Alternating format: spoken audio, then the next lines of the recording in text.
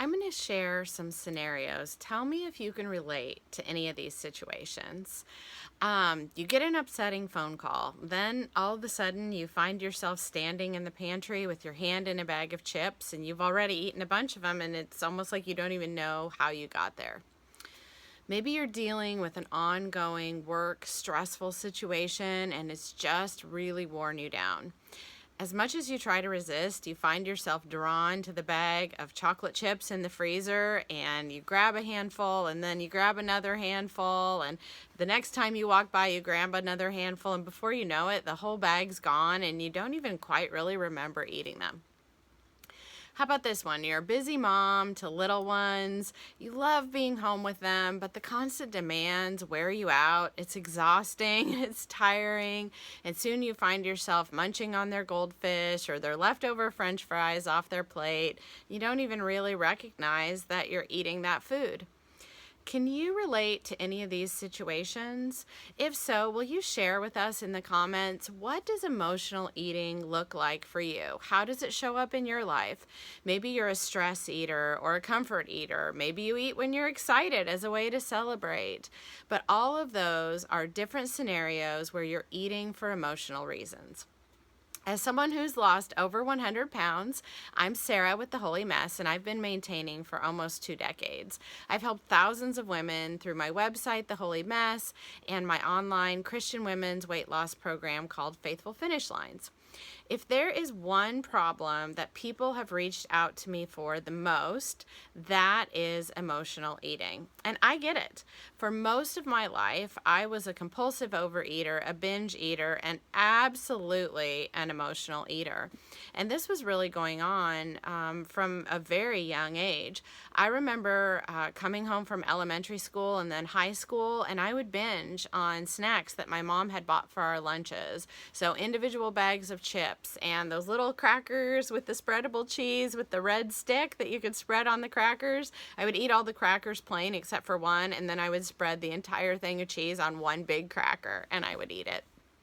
I would eat the Little Debbie Swiss rolls and the oatmeal cream pies. I love the cream filling in the middle. That was a way that I comforted myself from a stressful day of school. It calmed me down from some of the things that were going on in my family life. And then as I continued to get older and I became more overweight, I was over 200 pounds when I was in high school. High school is not really fun or enjoyable when you're that heavy. And that was a way that I relieved my stress. As a young mom, I ate while my kids were napping, and then as they continued to get older and they were toddlers, I tried to control my overeating and my binge eating to times that they weren't around, but it got to where I just felt like I needed it to function. And so I would go into the kitchen and eat quickly handfuls of different food, and I would try to hide the wrappers from them, or if they came in and I was reading the newspaper and eating, I would quickly hide the food underneath the newspaper because I didn't want them to see what I was doing. In the evenings and nights were the worst for me. I had huge eating binges. I would wait until my family went to bed or while my husband, who is a pastor, was at church. I would binge on leftover casserole. I would just stand at the fridge and eat leftover bites of casserole with my fingers, or I would go into the pantry and eat huge spoonfuls of peanut butter or frosting out of the container or whatever leftovers we had on hand that were in the freezer. Ice cream. I would go and rebuy food because I had eaten all of it and I didn't want my husband to find out. I would hide the wrappers. I would bury them in the bottom of the garbage can so that no one would see what I was doing. I told myself that I would stop over and over. I tried to stop, but I couldn't seem to get a handle on it. If you can relate to this and you feel comfortable doing so, because I know that this is a very personal and private issue, but feel free to share with us in the comments because I want you to know that you aren't alone. If you struggle with emotional eating, you are so not alone. I can relate to what you are going through. Many of my readers share that they struggle with emotional eating, so please know that you aren't alone. But I want to encourage you that it is possible to stop, because I've been able to stop. And if I, who had so many food struggles, so many food issues, so many compulsions, I have been able to overcome this issue, then I know you can too. I weighed over 250 pounds, and today, sitting here, I weigh 120 pounds. So it is absolutely possible for you to overcome this issue. And in this video, I'm going to teach you one critical strategy that will make all the difference and how you can end emotional eating forever. And it is very important that you get to the heart of this issue, because as long as you're eating emotionally, you will not be able to get to your goal weight, or you will really struggle with staying there. So I promise you it's possible, and I'm going to teach you how in this video. So what is emotional eating? Emotional eating is any type of eating that you're doing to soothe or distract yourself from feeling a certain emotion. So you're eating for reasons that aren't physical hunger. And every once in a while, everybody eats for reasons that aren't for physical hunger. Even people of a normal weight and don't really have food issues, maybe they'll eat because something tastes good, or it's enjoyable, or it's the holidays, but they don't really make a habit of eating for those reasons, and they don't continue to use food to soothe their emotions. Those of us who have emotional eating issues, though, we've learned to make this a habit, to turn to food to help soothe us. And it makes sense. I mean, food tastes good. Food in the mouth tastes really pleasurable, and it changes the state of your body. It can be soothing. It can calm you down. It tastes good. It feels good. Let's face it. And it feels, relatively harmless. I mean, yes, we know that our food issues are causing problems. It's not good for us if you're gaining weight, if you're overweight.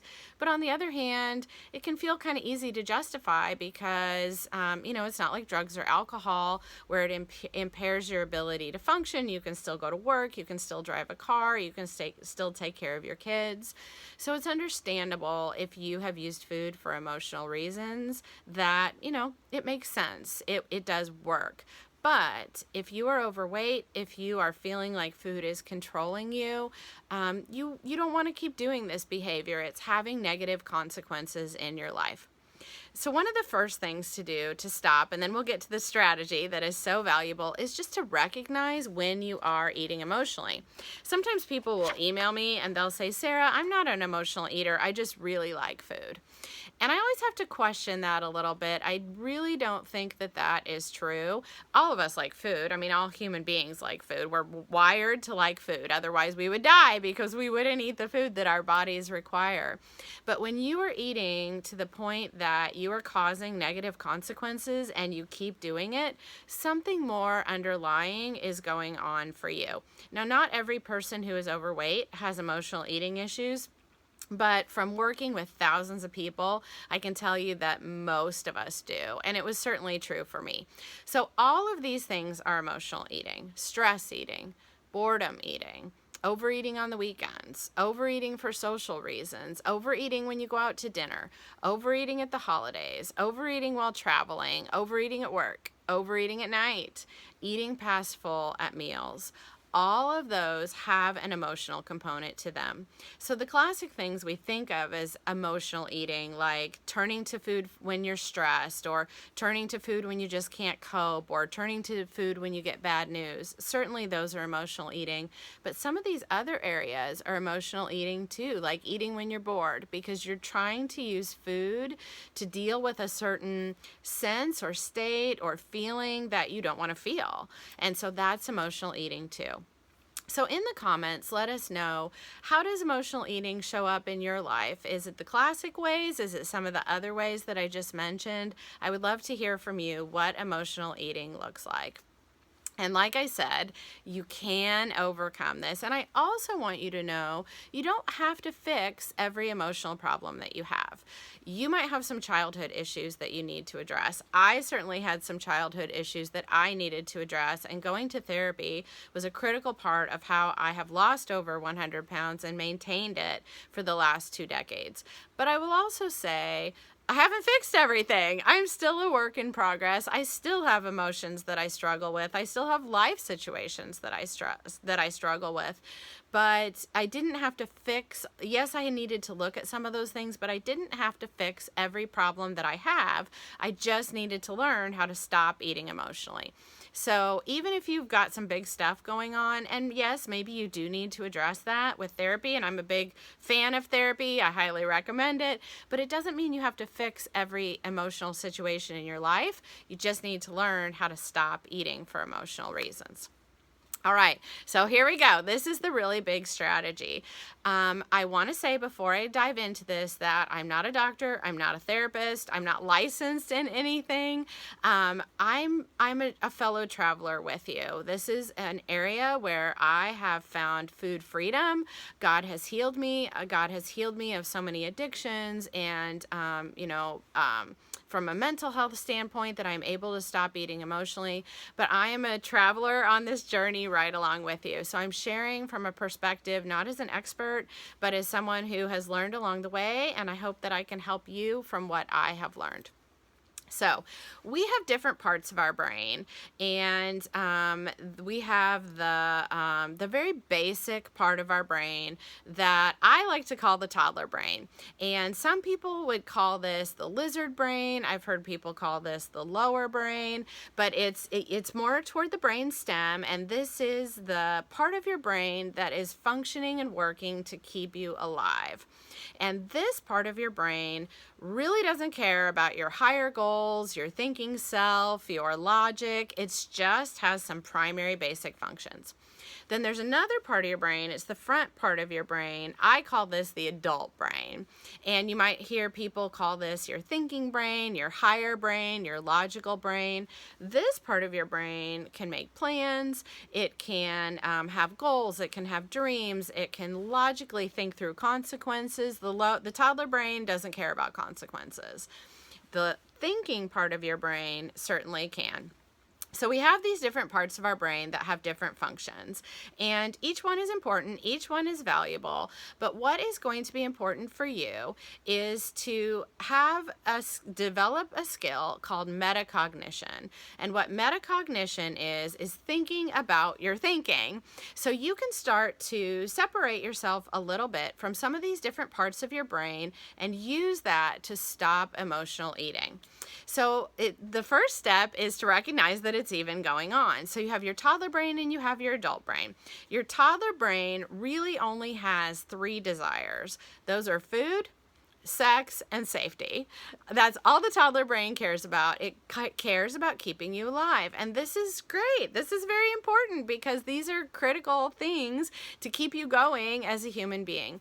Sometimes we think that there's something wrong with us, that we have cravings and we have desires for food and we long for food, but that's just your toddler brain talking, and that is what's keeping you alive. It's not wrong that you have cravings for food. And God designed your body in a certain way and your brain in a certain way, and some of that is to keep you alive and to keep the human species going. There's absolutely nothing wrong with that. When it can become a problem is we let all of those cravings take control and take control of the more logical parts of our brain. So the toddler brain has these functions and it has these desires, and one of those big desires is for food. But then you also have your adult brain. So this is the part of you that you also can use metacognition to recognize you have this adult part of your brain going on. The adult part of your brain sees the consequences. It knows what is best for you. It has bigger goals.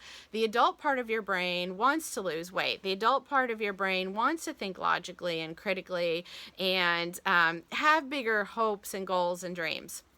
So I like to think of it as my toddler brain likes to throw some pretty big temper tantrums. It wants what it wants when it wants it. And the toddler brain also will always be drawn to the highest calorie food in your environment. This is something else that is true. I learned about this when I started learning about calorie density. I have another video here on YouTube about calorie density. If you haven't watched that one, you'll definitely want to pay attention to that. It's really helpful. But the truth is that all human beings are drawn drawn to the highest calorie foods available. That's why if you have chips and cookies and nuts and peanut butter, and you find yourself continually drawn to those, that is your toddler brain just trying to keep you alive. It's trying to use the food that's most logical and makes the most sense to get the most calories in, because that's what the toddler brain is supposed to do. Now think about what you know about a toddler who throws a temper tantrum. What do you want to do when a toddler throws a temper tantrum? The last thing you want to do is give in to it. Whether you speak kindly to the toddler or ignore it, which is what I tended to do when I was a mom of young kids, you don't want to give in to the temper tantrum, because what happens if you give in and give the toddler what they want? They cry for it more the next time. And if you have continued to give in to food cravings again and again, guess what? You've taught your toddler brain that the more it throws a fit, the more that you will give in. So it's time to start stepping back, thinking logically, using that metacognition, that when you have food cravings, you say, oh, that's just my toddler brain throwing a temper tantrum. I don't need to give in to that. It's also important to recognize that the toddler brain does a lot of screaming and crying, but the toddler brain does not actually move your body. It is the front, logical, adult part of your brain that moves your body. So if you move your hands into the pantry to get the peanut butter, that is the adult part of your brain. If your feet move into the kitchen to go for the potato chips, that is the adult part of your brain who's doing that. As you're putting the food into your mouth, that's the adult brain. As you're chewing and swallowing the food, that is your adult brain, because the adult brain has the capacity to move your body. The toddler brain doesn't. It can only scream and cry and tell you what it thinks it wants you to do. This is really important, because what that tells us is that if you give in to a food craving, your adult brain has given in to the temper tantrum that your toddler brain is throwing. So it's not the toddler brain that is giving in to the food craving, it is the adult brain. So this is where we can really start to make some drastic changes with emotional eating, because especially if you have been doing this for years and years, like I was, these habits and these patterns can be very strong. And so it can feel very much like it is out of your control, or someone is taking over you, or it's just so compulsive that you cannot stop. The cravings can be very strong, and I am not trying to downplay that in any way. I have lived it. I still live it sometimes. And so I understand that those food cravings are very strong, but you can overcome them. And the way to do that is to step back and to pay attention to what is going on. When you start having food cravings, you can say, aha, that is just my toddler brain speaking. My adult brain is what's controlling my body, and I can make the choice whether I give in to that or not. So I want you to say it out loud right now with me, and then I want you to type it into the comments. I will not give in to the temper tantrum. Type that in the comments. I will not give in to the temper tantrum. This is going to take some practice. You're not going to be an expert at this right away, but the more you practice this, the better you will do. I want you to stop giving in to the temper tantrums of your toddler brain. Stop giving in to food cravings. Stop giving in to emotional eating. Now, this is where willpower comes in. Sometimes you will read different things that say you can't use willpower to lose weight, which is true. You can't, because eventually our willpower does run out. It's like a muscle, and we can use some willpower every day, but it fatigues over time. But you can't not plan to use any willpower. There are times when you do need a little bit of willpower. And as you're making these habitual changes, some willpower is going to be necessary at first. You won't always have to willpower your way through it. And one of the most important things to understand is that it gets easier. It gets so much easier. Now, at first, it's not going to be very easy, and it's not going to feel very good. But I promise you that really only lasts, the worst part of it only lasts the first few days. What often happens, and what happened for me for years and years of my life, is I tried to willpower through. It didn't feel good. It felt terrible. And so then I was like, well, screw this. I don't want to live a lifetime of constantly having to deal with these food cravings. I'm just going to go ahead and eat what I want. And I did that for years. That's how I ended up over 100 pounds overweight. But here's the thing, friend. It's not going to stay that hard. You just got to power through the first little bit. I would say the first few days are the hardest, and then you're going to have some times where this is going to crop up. But when it does, you're just going to say, oh, that's just my toddler brain chattering. The toddler brain is never going to stop asking you for food. You will always have a certain amount of food cravings because, like I said, that's normal. That's what's keeping you alive. You don't want to not crave food because then you would die. So it's okay, but it will become a chatter. I like to think about it like if I'm the adult driving the car, my toddler Sarah might be chattering away in the back seat. She might be talking to her Barbies. She might be playing with her dolls, but I'm not letting her drive the car.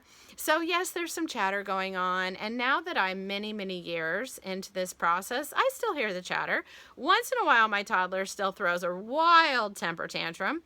I can tell you, like this weekend, there was cake with frosting. I love cake with frosting. It's not something I'm eating right now because of some digestive issues I have. So my toddler brain was throwing temper tantrums. She wanted the cake with frosting. She wanted it now, and she wanted lots of it.